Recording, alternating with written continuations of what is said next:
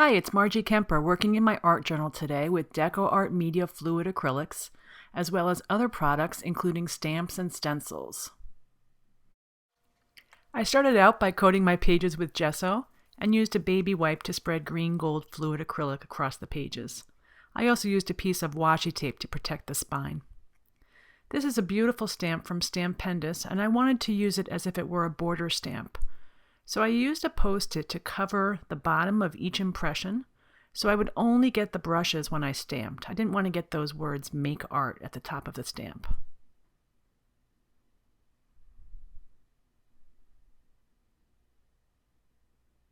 When I was finished and had my border, I thought, gee, I really do like those words "Make Art," so I wanted to have them to add to the page in different areas.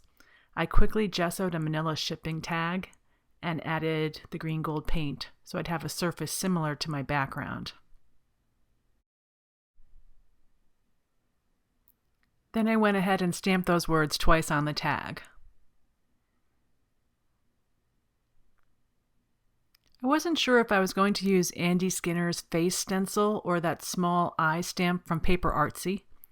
I ended up going with the stamp, but I didn't get a good impression when I stamped it. So I needed part of that tag again with the green paint ready to go. And I wanted to add the eyeball stamp section, but I liked how it looked with the tear and everything on the tag. So I kept that and just added 2 more tags to sort of balance out the page.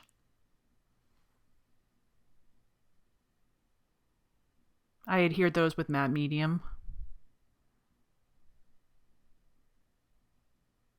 It took a while to figure out placement for the third one, and I ended up just using the little tip of the tag to cover a space on that side. Then I decided to go ahead and stamp the brushes on the plain paper and use them to cover the tag. I wasn't really sure where I was going with this. I like how it ended up, but at the time I was a little bit stuck there. And now I'm ready to start stenciling, so I'm adding more green gold. I like to do it at least 3 places on the page.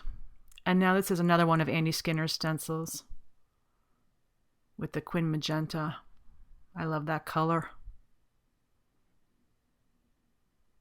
I'm using a makeup sponge, a cosmetic wedge, to do that.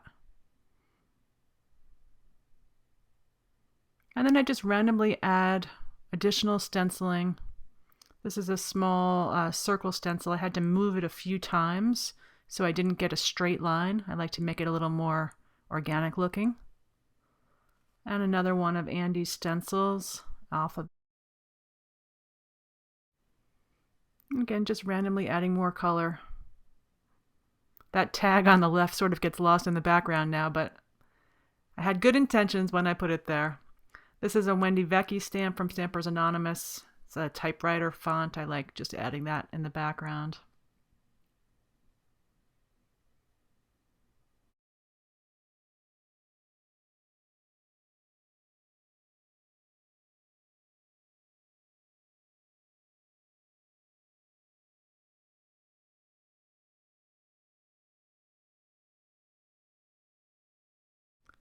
I used black ink and an ink blending tool to get some color around the edges of my pages. And then I came back to that tag again. I didn't like that the brushes didn't extend to the edge of the page, so I started thinking about what I could do to fill that space. And after adding a bit more stenciling, I came up with an idea.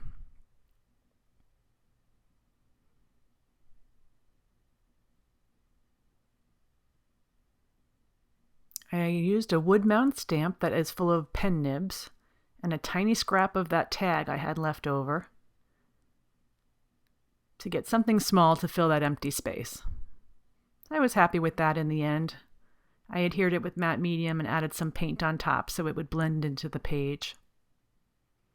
I did a bit more stamping, and I used a little cotton pen nib to fill in where I got caught on the washi tape with that letter A.